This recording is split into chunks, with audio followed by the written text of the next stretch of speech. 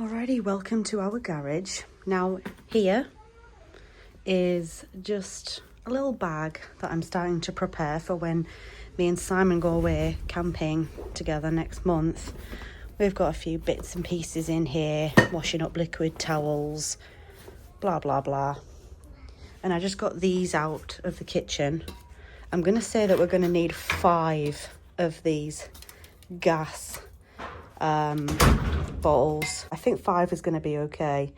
So I'm going to pop these in here, see if I can fit them anywhere, because this bag is massively full at the moment.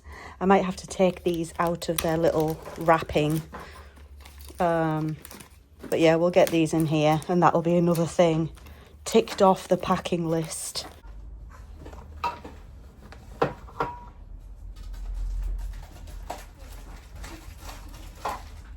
Hello, darling. You need to go to bed, Maya. I need to go to bed. Oh, Mum's not sure where it's gone. Thank you for bed. Right. Thank you. It's an absolute tip in here. So this pile of wood in the garage on the floor here, this is actually what's left over from our old back fence before we replaced it. So basically what me and my husband have been doing over the last sort of few weeks is gradually taking bits and pieces of the old fence to the tip, and this is just sort of the small pile that we have left. I'd like to introduce you to the one, the only, Roger. Now Roger is a tomato plant and we are growing him. My mum actually started growing this tomato plant and then gave it to us a little while ago to kind of carry on growing it. She has an allotment, my mum, and I think she maybe just grew too many tomato plants, because what she does is she'll grow, before she plants them, she'll grow them in her house, like from seed. And then after a while, when they're a bit more established and grown, she'll then move them over to the allotment and plant them there. So yeah, basically, I think my mum just overdid it this year with the tomato plants. And we ended up with Roger. We named him Roger. No idea why. It's just a weird name I came up with for him. But yeah, we'll give Roger a little bit of a water. And we also have this stuff too, which is from my mum's. It is tomato feed. Water's going to start dripping into this bottom bit of the... Oh, it's starting, I can see it. It's filling up with water. If it stays like that, at that level, it'll be fine. Right, I emptied a little bit of water out because it was making me nervous. It was getting quite full. So there you go, that's Roger. And I'm also just going to put the washing machine on a cleaning cycle. So I've got some white vinegar here. I'm going to pop it into the drum, set it off on a cleaning cycle, and hopefully we're all good. Also, I'm going to put a little bit of washing powder in here, just a tiny little bit, not much at all. If I remember this rightly, to put this on cleaning mode, sorry, there was a bit of muck there and it was really annoying me. I think you hold down the extra rinse button. Let's give it a try. Auto clean. Yep, it's locked the drum. All this dust on it. Needs a bit of a wipe over, I think. Oh yes, it's going. If you're wondering why I have a different top on, that's because it's actually the next day. So I suppose I'm actually filming this video over like 2 days. But I just had a delivery from Nike, or Nike, however you want to pronounce it. I ordered myself some walking shoes. Now, these are the Nike Motiva, I think they call it. Motiva. Sure, that's the name.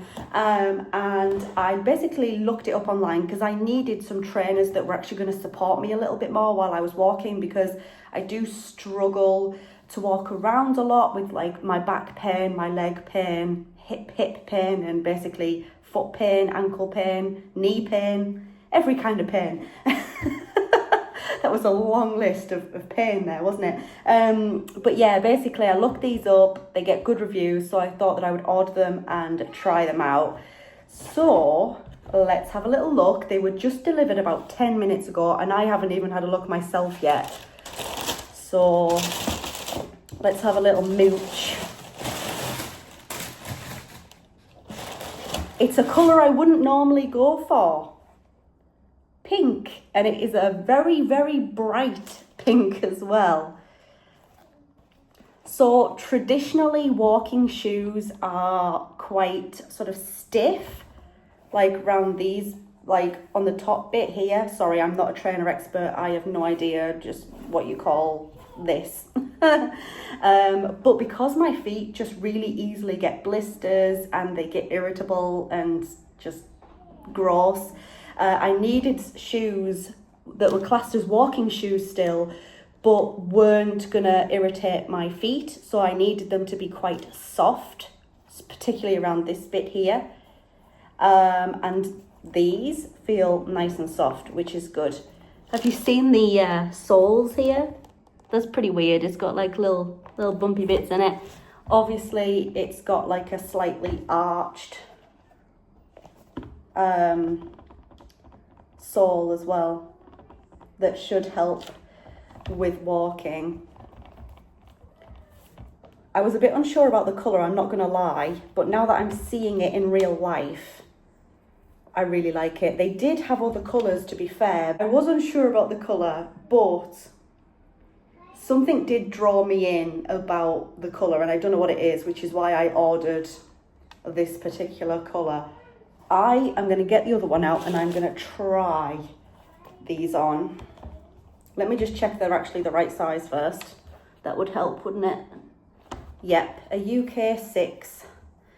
That's me, that's the right size. So that's a good start. Don't want to be trying on trainers that aren't even the right size. Right, let me show you guys what they look like on.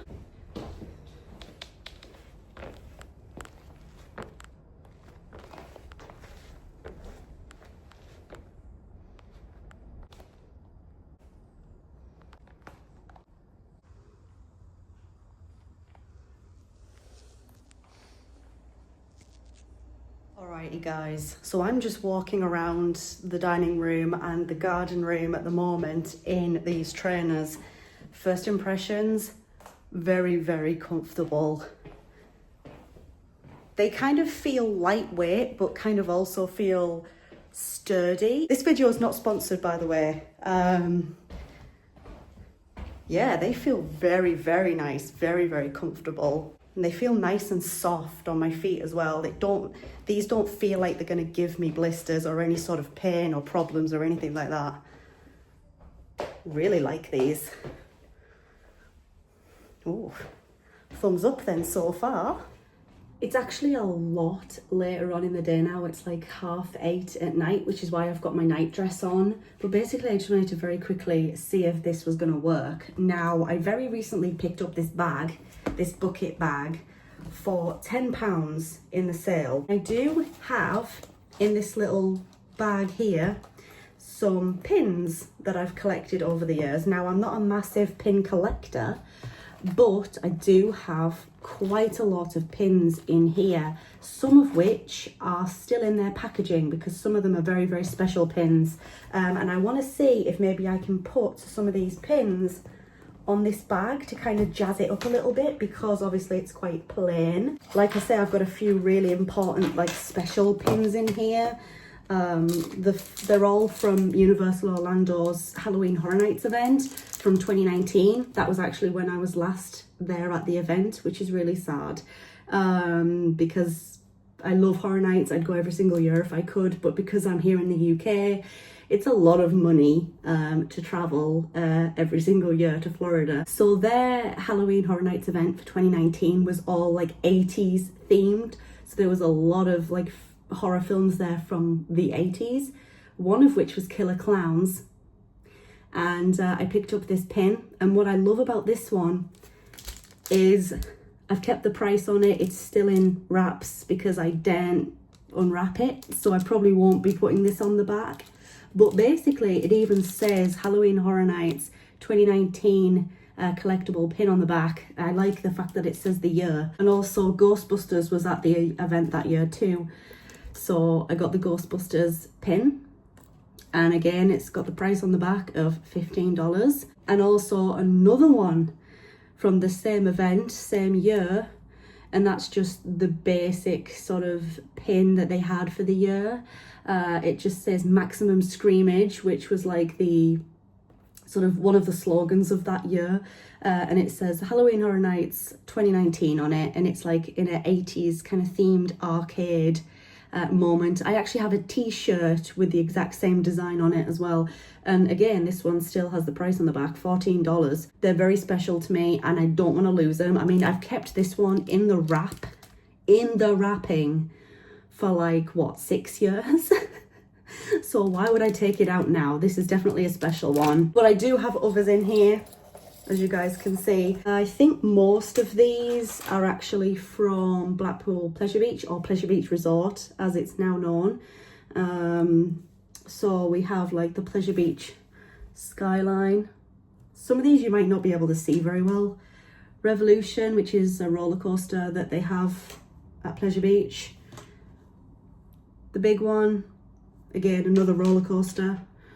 Another Revolution one. This one's more like the retro style. Grand National, another ride. And then the other Grand National pin. Valhalla, one of the best water rides in the world. Infusion, not so brilliant, but I wanted to collect the pin anyway. Avalanche, another ride there. Big Dipper, oh my gosh, I'm throwing it at you. It is alive. Try that one again. Big Dipper, another ride. Another Valhalla pin. You guys know I love Valhalla. Blackpool Pleasure Beach with Mr. Funshine there, which is like their old mascot that he used to feature very heavily in all the promotion. He was everywhere in the park, like you couldn't escape him. And then he disappeared for a while. And in recent years, he's actually been making a comeback, which is really, really good to see, because Mr. Funshine was my childhood. Alrighty. Let's see then if this is gonna work. I'm a bit scared. Why am I scared? I think it's just because I don't really want to be putting holes in my bag, but then at the same time it seems a shame that these pins are just sort of in a bag somewhere, not getting used, not seeing the light of day.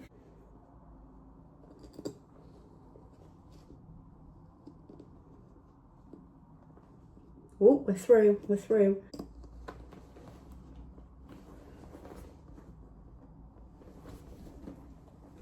Well, there's the first one on.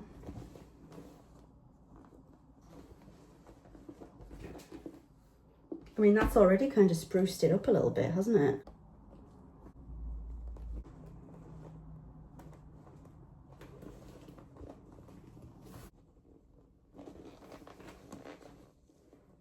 It's getting harder as I'm getting like ones closer to the bottom of the bag.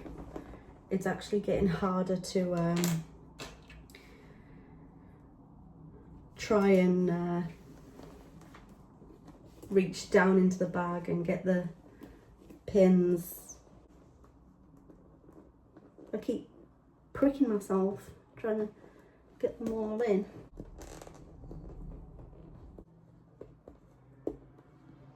Okay, so the inside of my bag now is just, I don't know if you guys can really see. I know you can see those ones, but there's loads like further down as well. My bag has been spruced up a little bit and I quite like it, to be honest. Yeah, I think that's kind of cute. So yeah, there you go. Bag for 10 quid and I've spruced it up a little bit.